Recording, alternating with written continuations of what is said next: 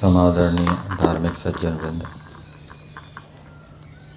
यजुर्वेद का 40वां अध्याय चल रहा है। महर्षि दयानंद कृत वेद भाष्य के ऊपर हम विचार कर रहे हैं। कल हमने मंत्र संख्या 4 के ऊपर विचार किया था। मंत्र 4 में बताया है कि इंद्रियां, देव ईश्वर को प्राप्त नहीं होते। नैनत देवा आपनुवन,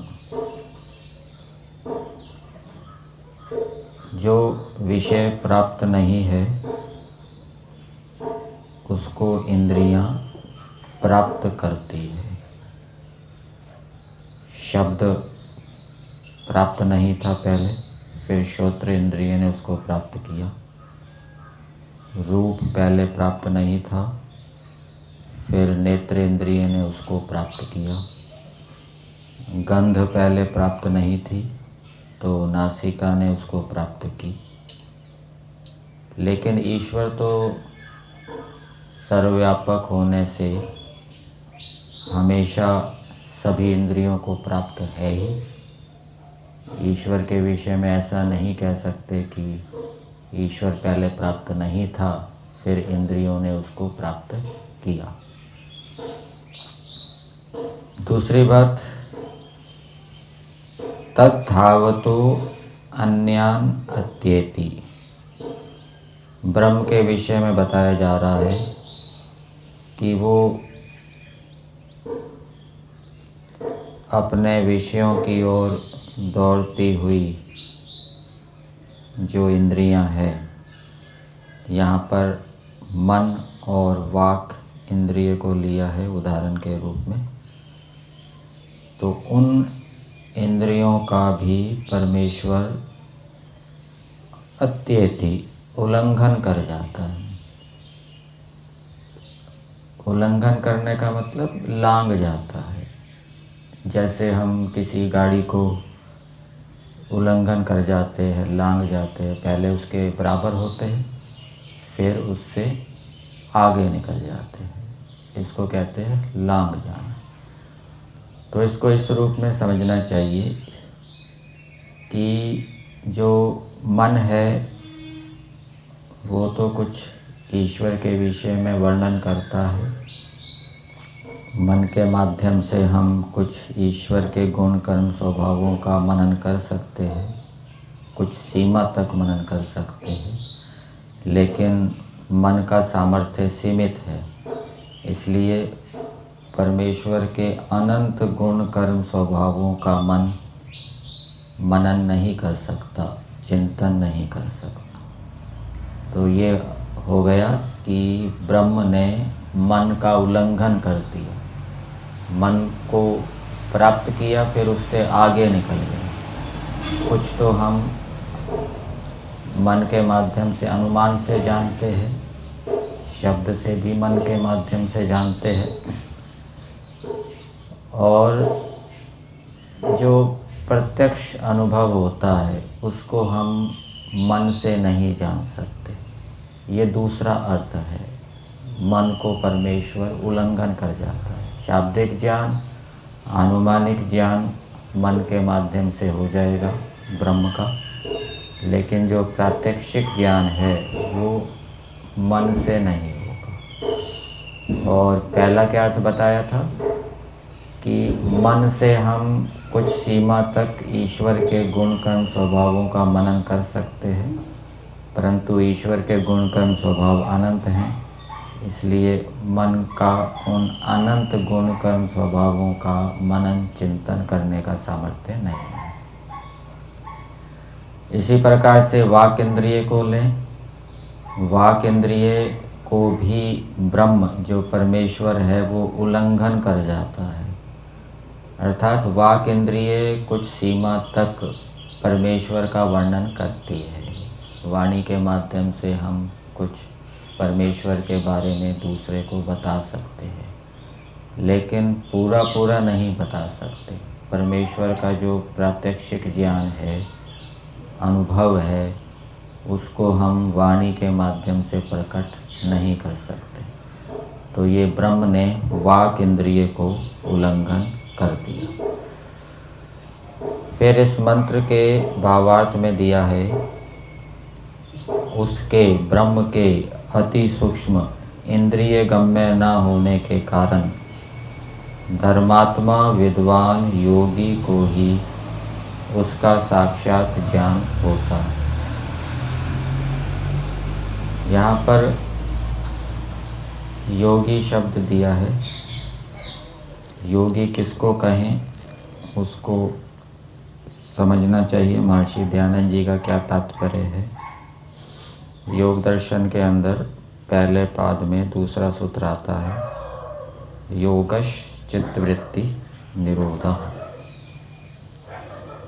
और इसका अर्थ ऋग्वेद आदि भाष्य भूमिका में उपासना विषय में महर्षि दयानंद जी ने किया है। उपासना समय व्यवहार समय व परमेश्वरात् अतिरिक्त विषयात् अधर्म व्यवहाराच्च मनसो वृत्ति सदैव निरुद्धा रक्षणीया। अर्थात इसको इस रूप में समझना चाहिए कि उपासना समय में परमेश्वर से भिन्न विषय को मन के अंदर नहीं लाना, ये योग है। और व्यवहार के समय धर्म से भिन्न जो अधर्म व्यवहार है उसको ना करना, अपनी मन की वृत्ति को अधर्म की ओर ना जाने देना व्यवहार काल में, ये क्या है, योग। और हिंदी में इसका अर्थ दिया है, चित्त की वृत्तियों को सब बुराइयों से हटा के शुभ गुणों में स्थिर करके परमेश्वर के समीप में मोक्ष को प्राप्त करने को योग कहते हैं। तो मन को सब बुराइयों से हटाना ये भी योग है, दुर्गुणों से हटाना, और अच्छे अच्छे गुणों में स्थिर करना, अच्छे गुणों को प्राप्त करके उनकी रक्षा करना, उनको स्थिर करना, ये भी योग है।